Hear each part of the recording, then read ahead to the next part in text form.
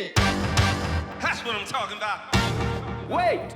Okay, now, from the beginning.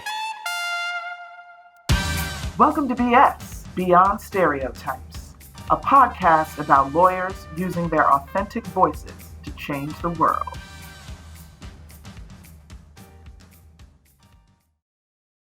Never interrupt the person who's living the life that you said was impossible. I like that. Right? And I like that. Because it stings a lot when people have put up their own barriers for themselves and then they see somebody else doing precisely what you said could not be done.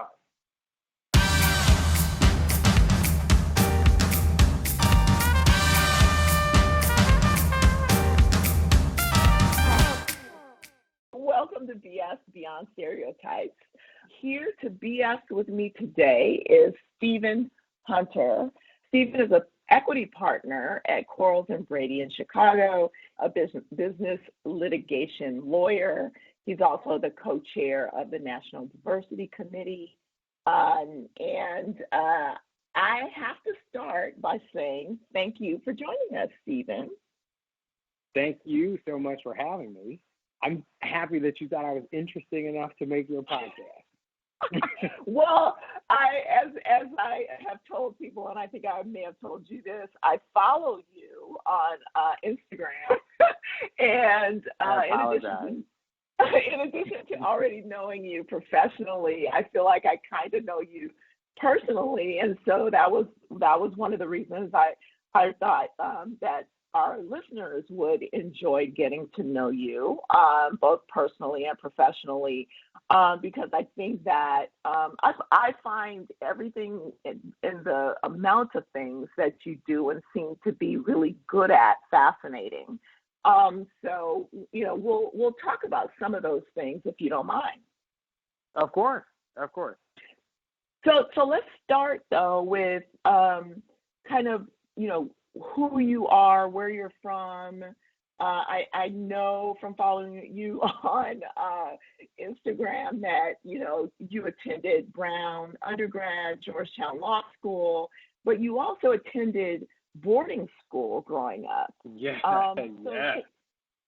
So can military we start school. There?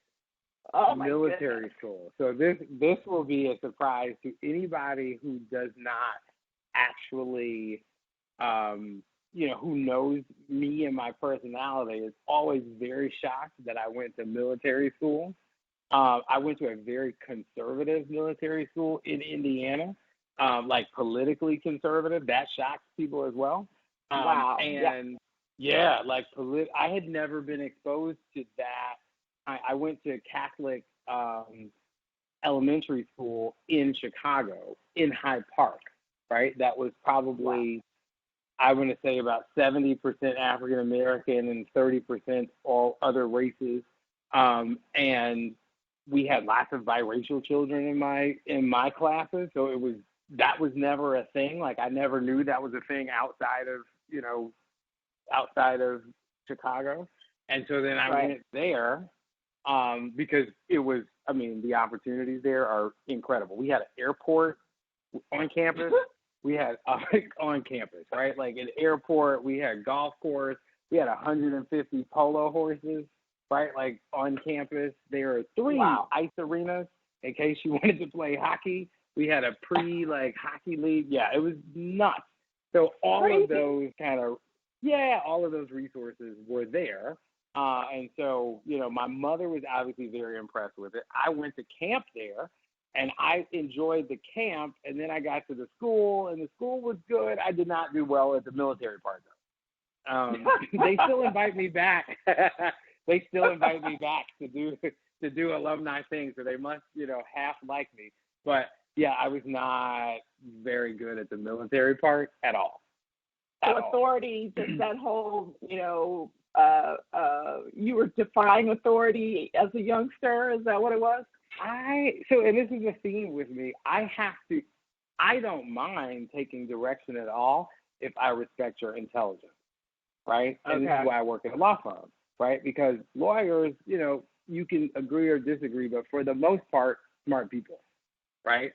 And for the most part. for the most part, right?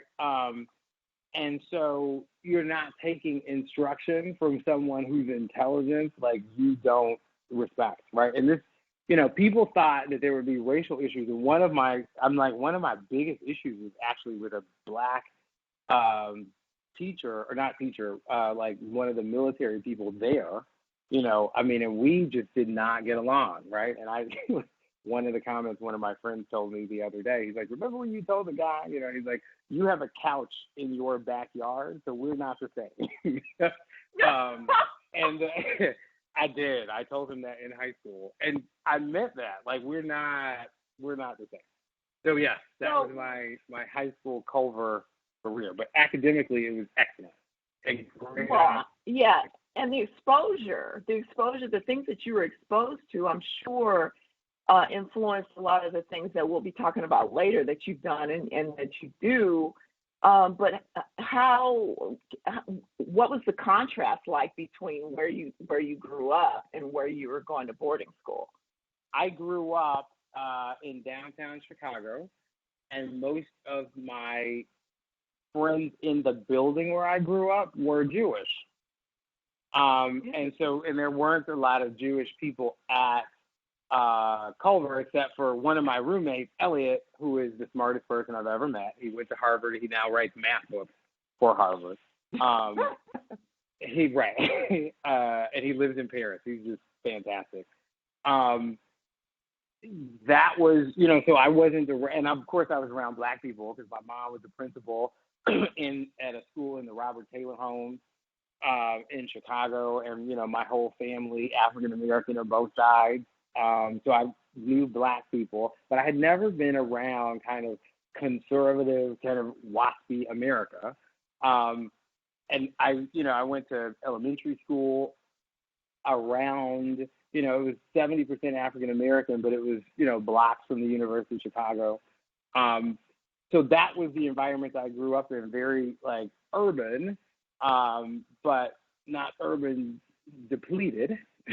But it was, because if you say urban and everyone says, oh, he grew up deprived, I don't want that to ever. In the project, right? I grew up very middle class, right? Okay. And so it wasn't, but I didn't grow up like the people at Culver grew up, right? Like, so I didn't have a horse, right? Like, I didn't grow up that way, like some of my friends did. And Culver was interesting in high school. I didn't even realize that what I was being exposed to. And in fact, every time I go back to the school, I'm like, oh, wow. And some of the things that I took for granted, like when I went to Brown, I assumed, and they laugh at me to this day, but I assumed there would be stables, right? And I'm like, where are the stables? Yes, right. Like, so Brown was actually, step down. Kind of, it was like, step it back. was. As far as like resources and the like. Let me ask you this. So, when you show up, so we want to talk about stereotypes, and I would and getting beyond stereotypes, and I will say that one of the I don't think of you as like a stereotypical, black lawyer or a stereotypical lawyer at all, because when I think of you, what I think of is like the best dressed, most internationally traveled, yoga teaching litigator in the U.S. and maybe in the world. Okay, so that to me is not. Yay. Like, well, am I? So those things are all true, correct? But they're not stereo. That this is not what you would expect. So how often do you feel like you're overcome? Like people expect one thing and they find lots of other things. Let me tell you where the dressing up comes from. Right. Okay. I had to wear a uniform from kindergarten all the way through high school. Right, so the first time I ever got to like wear my own clothes was college, right? And so I was determined to actually like what I put on, and so that's literally where that comes from. all in response to like, I enjoy dressing because I didn't get to do that growing up. Okay. But I have to say, you're very good at it. I look forward thank you. Right. to seeing what ensembles you put together. Yes. And I'm not afraid to take chances with that either. Exactly. And do you do and did you always feel comfortable once you became a lawyer? Did you always feel comfortable doing that, or did it take you a while to do that in your law firm and even in court? I always felt comfortable doing that. One of the reasons I felt comfortable doing that is because of Brown, right? Unlike Culver, right? So I went to Brown's, which is like the anti-Culver, right? There I learned that your appearance does not necessarily, I went to school with kids with, who were economics majors who had blue hair, right? And they were brilliant, right? And so once you figure out that, people's expression with their clothes, and sometimes my expression is very conservative, right?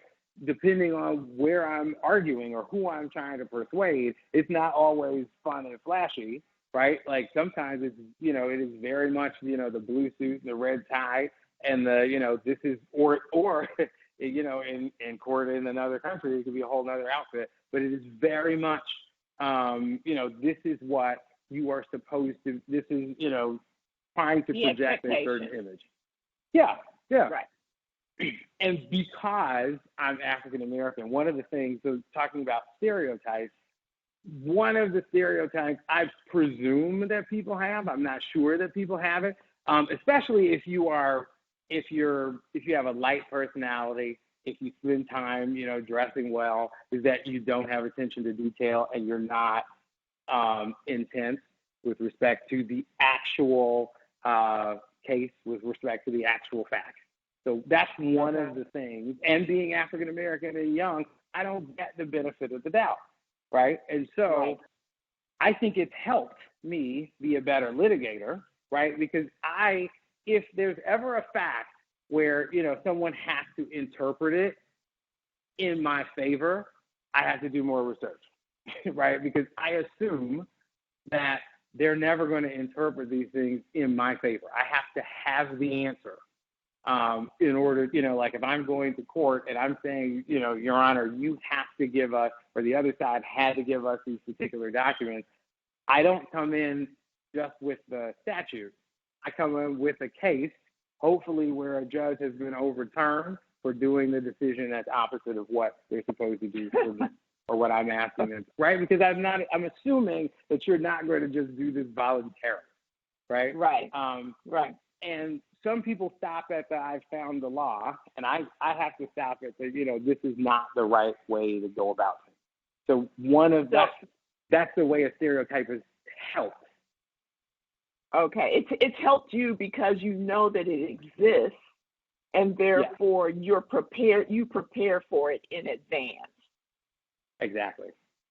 And so you walk in, and the people may be expecting that you're not going to be prepared, and maybe you look so sharp that was all you thought about was how how you look, and then they're shocked when you kick their butts, basically.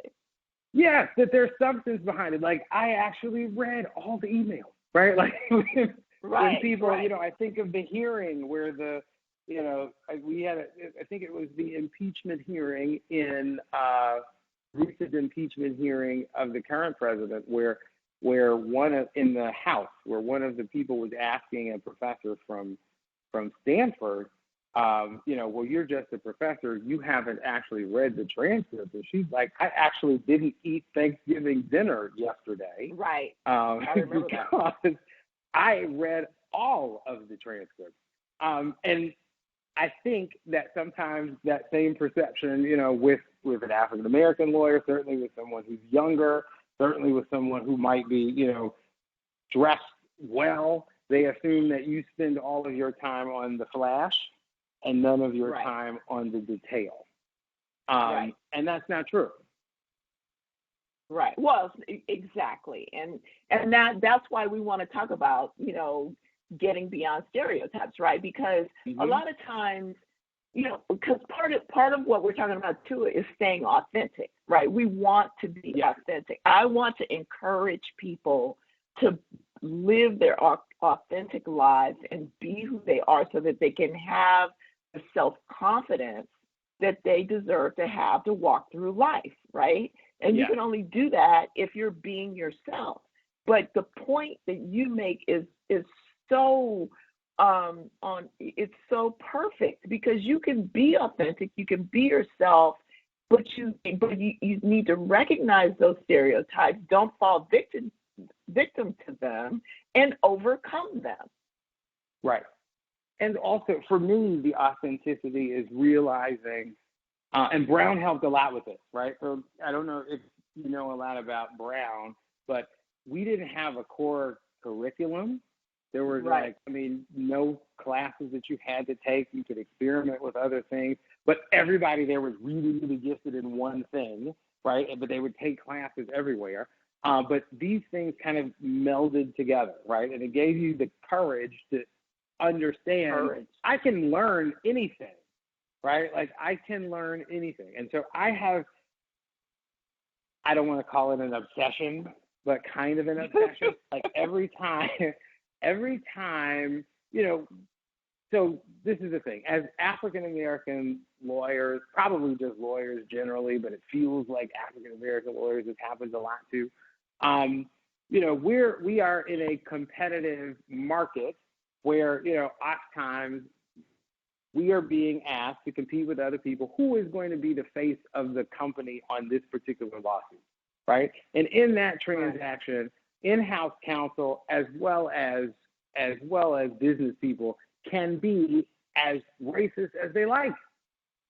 Right? There is no law preventing them from saying, I'm not hiring this lawyer because he's black. Right?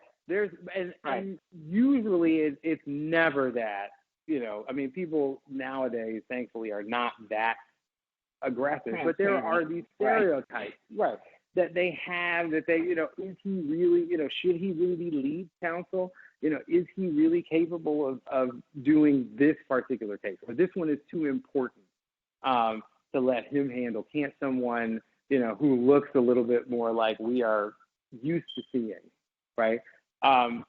That's the kind of competitive environment we're in.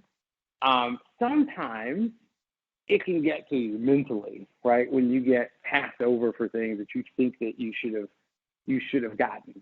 And sometimes you start to believe, maybe I can't learn, or, you haven't done this particular case 17 times before, and this other attorney who has had the opportunity to do the case 17 times before gets it.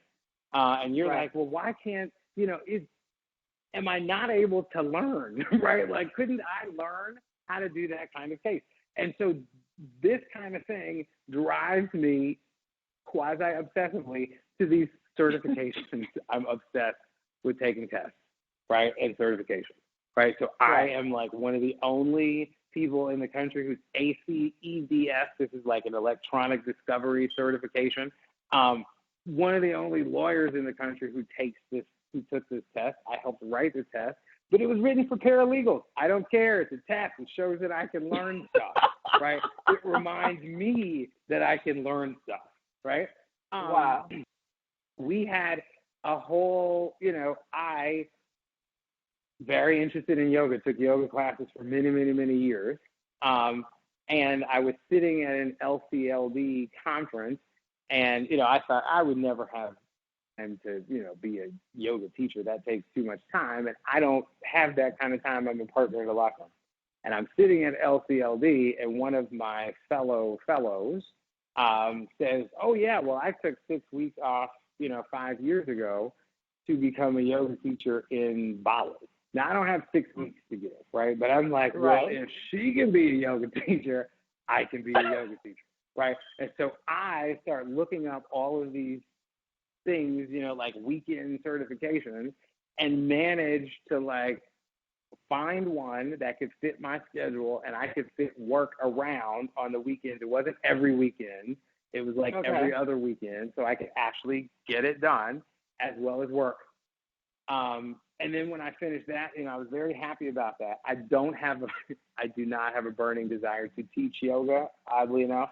I do practice it every day, but I don't like the teaching it is something that I do as a gift, but it's not something that I like is my burning passion. But what it did do was it taught me that, oh, wow, you have enough space if you really plan this out to do another bar exam, right? Because people challenge whether you can learn, like I had someone at that time who was like, we were being tapped to do a trademark or a trade secret case. And I have done trade secret cases before. I've also done, temporary restraining orders. This was going to be a temporary restraining order where we had to respond quickly. They went with someone else at our firm who's good, never done a temporary restraining order though, but they had done, trade secrets. And I'm like, is it not possible for me to learn that? I also heard of one of our good colleagues who was a good friend of mine who was going down to Florida, and he was being asked to be head of our corporate group in Florida. And he was taking some time off to take the bar in Florida in order to be able to do that. And me being me, I'm like, are we taking bar exams now, right? Like, okay, so I don't want you to tell that story yet. I don't want you to tell that story yet. We're going to tell that story later. So, but what I do want, because we're going to get, so now we're going to go international, okay? Because we talked about best dressed, we talked about yoga, and like I said, I follow you on Instagram, and until recently, every time I saw you, you were someplace. But the thing that really caught my eye, one reason is because I was a tennis player growing up. My father was a high school tennis coach. I noticed that you were a tennis player growing up, but what got me and gives me goosebumps is that you, for the most part, take your mother to Wimbledon every year, correct? I took my mom to Wimbledon twice. I took her to the U.S. once. Yeah. Okay. Because she always so talk to us about that. Okay. So this had been gnawing on me for years. So growing up, I took tennis lessons from 3 years old all the way through high school. Or until high school. When I went to boarding school, I was on a tennis team. And we would always, in the summer, watch Breakfast at Wimbledon. And my mom is an avid tennis fan. And my godmother, who passed away some time ago, was a big tennis fan too.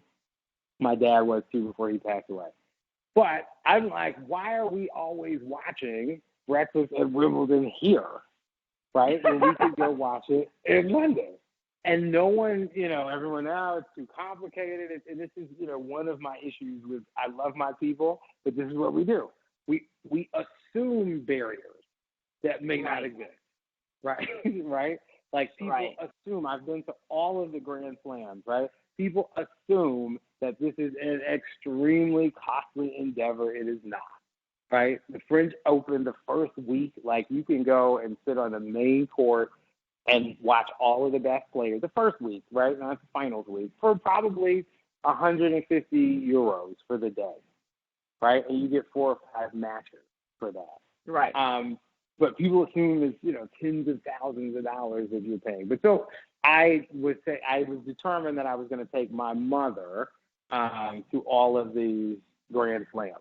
So I've taken her to Wimbledon. I've taken her to the U.S.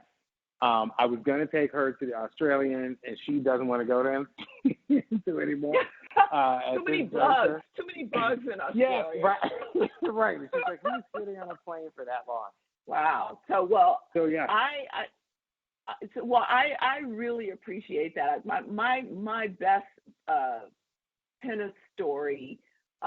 Or family tennis story. Like I said, my father started playing tennis when he was in grad school. He, grew up in Oklahoma, went to Tuskegee, African American, taught himself how to play tennis, played in grad school, attended grad school, which is crazy. But he was a high school tennis coach, and I started playing tennis when I was in junior high school. And when I was in high school, I saw in the paper that Arthur Ashe was going to be at a tennis at a mall in Orange County, and it was during the week. And Orange County, there are no black people in Orange County, especially back then. Right. And it was during the week, which meant no kids were going to be there because you have to be in school. And I showed this to my father, and I said, I really want to meet. And he was going to be hitting balls with people. And so my father took off work and took me out of school and took me down to Orange County. And we stood in that line so that his baby could hit balls with Arthur Ashe. Wow. That's wonderful. Yes, and that's one of those, and that's why I get goosebumps when I see you and your mom doing these things, because these are the kind of things that you never forget. And like you said, if you don't challenge the barriers, you'll never do them. Correct. Yeah. And my mom is older, like she's 84 now, so I don't have forever to make sure that she was, that I was able to take her to those things. So, that was, for me, that was really, really, really important. That since she spent all of that time and energy making sure I got to tennis, and she will always tease me about the fact that I was never good enough to actually make it into Wimbledon. So I had to take her to be a guest, right? That's awesome. Let's talk a little bit more about being authentic, staying authentic, what that means to you as a lawyer. How does that translate for you in a big firm? Do you encourage young lawyers, to be like you, or do you say don't be like me? How do you deal with that? I think really is the courage to pursue kind of your own interests. What I think, and I think a law firm is a phenomenal place to do that. Probably one of the best places to do that, because you're literally sitting around thinkers all day. The hard part is trying to carve out time to grow both in the actual skills of the practice as well as something else that you're interested in. But I think if you don't have both, you're going to burn out. So it's, saying that, I have to take on, I want to take on being, a yoga teacher certification. And I know people who've done this with children, by the way, because that's one of the things people always tell me. Oh, you can't do anything if you have kids. And I'm like, not true at all. Like a friend of mine who's a psychologist, she says, never interrupt the person who's living the life that you said was impossible. I like that. Right? And I like that. Because it stings a lot when people have put up their own barriers for themselves, and then they see somebody else doing precisely what you said could not be done. Right. If you had just put in a little more effort or a little more courage. Or if courage, you just believed in yourself, right? Courage is this idea that, we're making all our choices from a place of fear as opposed from a place of courage.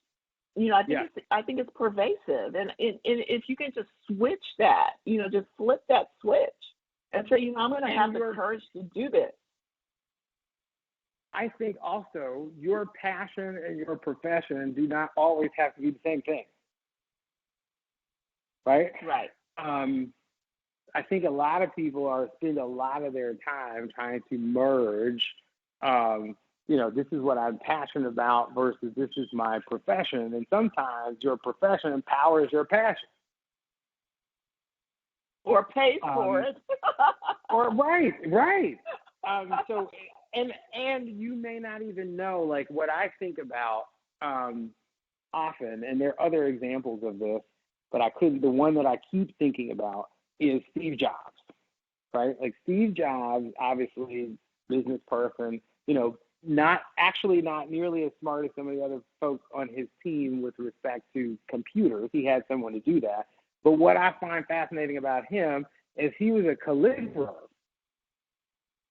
right? I mean, he knew how to write these really, really, and spent a lot of time learning how to write these really, really ornate letters, et cetera. But it informed how he made products, right? To him, it wasn't done when it was functional. The product had to be pretty. Pretty, okay. Right? It did. And so, like, the same way he took letters and took them from being functional to being art is the same way he transitioned that kind of thinking into his products. And we take them for granted now, but they are very sleek. He didn't have, like, the disk drive, for example. Like, that was the thing. Everybody had to have a disk drive. And he has none because it didn't fit with the form it didn't fit with the aesthetic. And for him, the aesthetic was important, as the functionality. Now, how did he know, like, being a calligrapher had nothing to do with where he wanted to go? Right? But learning that skill. Yeah. Yes, right. And so that's what I am encouraged by when I pursue things that have nothing to do or don't seem to relate to the way I'm headed. I am thankful to have partners who are, by the way, I didn't even take any time off to take this other bar, but who are like, he does his thing. They have patience, right? So let's go there. Let's go there. This is a great story, and I will say that again, watching, looking on Instagram, and there, one morning I looked at it, and there you are, in UK regalia, like is it a solicitor or a barrister? And I'm what the heck? Yes, right. Tell us that story. So we're here and we're at, this is kind of a conglomerate of things, right? We are at a partner of mine is being asked to run, the corporate group in our Florida, one of our Florida offices. I am turning 40, and I am, thinking, what to do with kind of the next aspect. I've always considered getting a license maybe in California, but I've always in the back of my mind thought about what would it be like to get a license to practice in another country. And I'm like, that would be impossible, right? See, I built a barrier myself, right? Right. But I'm like, just look. So I looked, and I'm like, no, there is a route from the United States to be able to qualify, but it's ridiculously difficult, right? Like you have to take a qualifying exam that's the equivalent of our bar exam in the United States, and then you have to take a 7-day practical exam in the United Kingdom, where you have to, it's 8 hours a day, where you have to do every single practice group, right? So you have to sell a flat in Yorkshire, or like, you literally have to go on with an accent. Yes, I did my best not to have an accent when I was there, but sometimes I made one up. But you have to be able to handle someone's probate estate. They literally will have a client come in and they're videotaping you, and they have a problem, and you have to be able to know the statutes and handle their probate estate all the way down to telling them what their inheritance tax exposure will be, right? Wow. Like literally calculating. Yeah, they're really serious about being a very good lawyer in the United Kingdom. And so very, very, very, very, very difficult process, and tough to study for, especially when you're not taking time off, and having a regular practice, like literally on the night when I would leave, taking the exam for 8 hours, I would come back and have all of this stuff to do for work, in the United States, and then try to study for the next day as well. So that was, I would never repeat that period ever again, because it was ridiculously difficult, but so worth it, right? Like, so, it was, first of all, I learned so much about like law generally. We have an international group at our firm. I knew, and I've always done international arbitrations. I've done them for kind of probably definitely the last half of my career. I've first chaired some. The first half, I second chaired some, but they never actually got to hearing. I've actually done some in China and some other jurisdictions around the world. But I was saying no one is ever going to really take this black guy seriously when I'm only licensed to practice in Illinois and in New York, right? And if you really want to be, and I don't speak any other languages fluently, right? I speak Spanish or French, but not enough to take a bar or be licensed there. We have a large German group at our firm, and they are wonderful with me and to me, and they're always tapping me to handle their cases. But there's only so long that I'm able to contribute really without bringing some kind of foreign aspect to the group. And so this is my investment in myself, right? This is again one of the stereotypes. I do think that other people would have the benefit of the doubt in that situation, and just because they have done this kind of thing over and over, people would select them. But for me, because I'm African American, I have to kind of go above and beyond to show that I even want to participate in this group.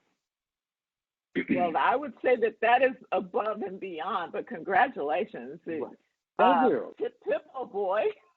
Right. Yes. And so, I am already I have to finish, all of my forms and the like, but it's already proving, useful. People have, questions about EU stuff and, things like that normally would go to other lawyers. And now I'm able to answer those questions. So tell us about what you have to wear, because that's one of our themes in this podcast. Okay, right. Interview. What you have to wear. Let's talk about the outfit. Yes.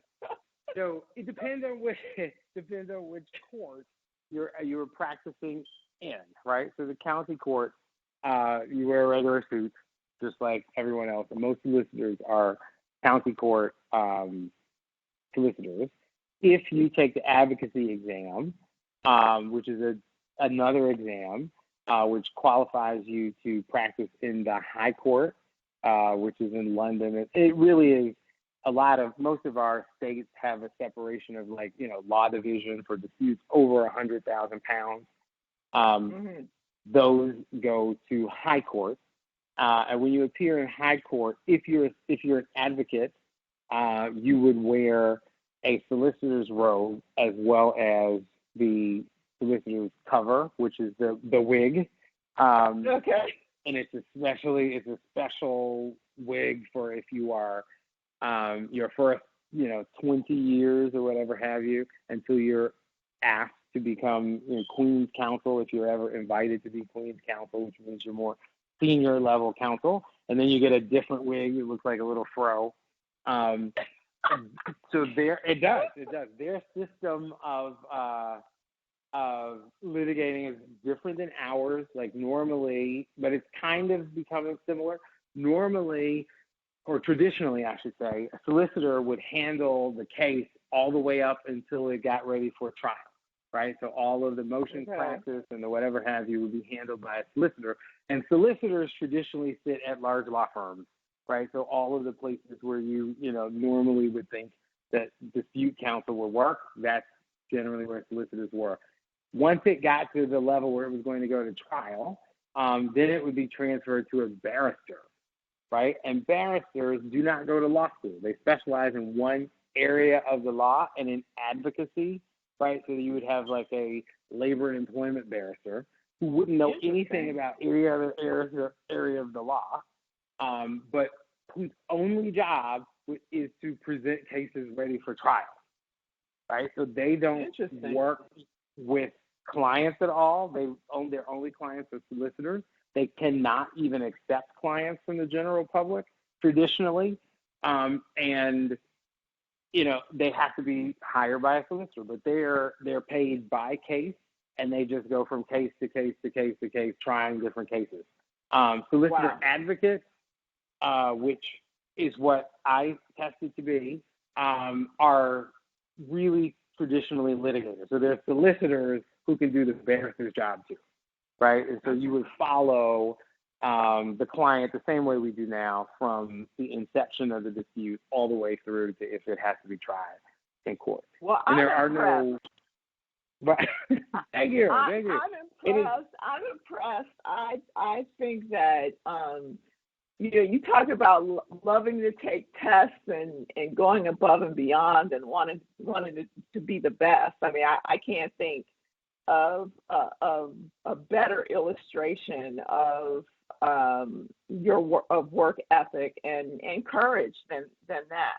There's one question that I always ask everyone, and I hope that, and I'm sure that this relates to you. We haven't talked a lot about it, so I want to ask you this question. What role does diversity, inclusion, and equity play in how you walk through life, either professionally, personally, or both? Well, it allows me, I think, to grow daily, because aside from being the beneficiary of diversity, equity, and inclusion programs and considering those things, as a co-chair of the national committee, and as someone who has kind of experienced this and talked about these things throughout my entire career, I learn all the time, right? Like, I learn that I don't know what it means or the pressures that are involved with being a woman in the workplace, right? So diversity, equity, and inclusion means that I get to take blinders off every day. I get to learn what it means or try to learn what it means to live someone else's experience daily, and to try to see what makes them tick, what makes them perform at their optimal level, and how to best get opportunities to them so that they can show that they can do well. I think, in my mind, again, and this will match up kind of with my experience, if you just let diverse lawyers learn, there's kind of this like idea that if you haven't done the case 25 times before, or the transaction 25 times before, that you're not going to be as good as someone else. But if you're never given the chance, right, that other person had to do their first one too, right? Exactly. Exactly. This is how we always get locked out of opportunities, right? And the clients want to say it's the firm, and the firm wants to say it's the client. But at the end of the day, regardless of who it is, we are still at a place where we're not getting the chance, right? And that, for me, is kind of my legal mission is to try to figure out, how do you match up our really talented lawyers with the opportunities? Because I know that they will do well, right? I know that they will do well if they're not hamstrung, but it is just so hard to match people up with opportunities. And for me, that's what kind of the work going forward in diversity and inclusion is about. It's about, it's about getting everyone access to the opportunity to learn on the new work. Well, and I think that's admirable, and I'm so glad that you're doing it. I guess the question that comes to mind for me is, you've managed to do it. So what makes you different? So this is what I tell people. I don't like going to sound egotistical, but I have a small ego, right? So I don't mind not being people's first choice, right? I don't. And in fact, I'll tell people, how did you survive at the other law firm? And I'm like, when people were leaving and all that discussed, the people that they chose, right, and who were saying, I'm going to a different firm, I would, on the way out, ask them what they were working on and get up to speed on the stuff they were working on, and then literally go into the partner and tell them I'm up to speed. Got it. Right? Wow. I was rarely anyone's first choice, and I don't mind it, right? Because I'm like, for me, it's survival. Right. And so I don't care that you didn't pick me first. Some of my best working relationships came from, being someone's savior after their golden child left them stranded. Right. Yeah. Interesting. And it is, yeah. I mean, sometimes it is putting that, that pride aside, knowing full well that they would prefer to have someone else. Especially when people leave the firm. I mean, I get lots of work that way because the people that, one thing that, this is very stereotypical of African Americans, but we are, in my experience, very loyal, right? And so you give us, an opportunity, and we are loyal even to a fault to where we work, right? And so, that goes for me too. And sometimes I'm there longer than the people who they thought were their golden children, right? And sometimes being the one who's like, yep, I'm around to clean it up, and I won't even mention it, moving forward, has helped a lot. Wow, that's saying a lot coming from a litigator. It is, and it takes a lot. I'm in a lot of poses trying to keep that mentality. I sit in a lot of shapes trying to maintain that.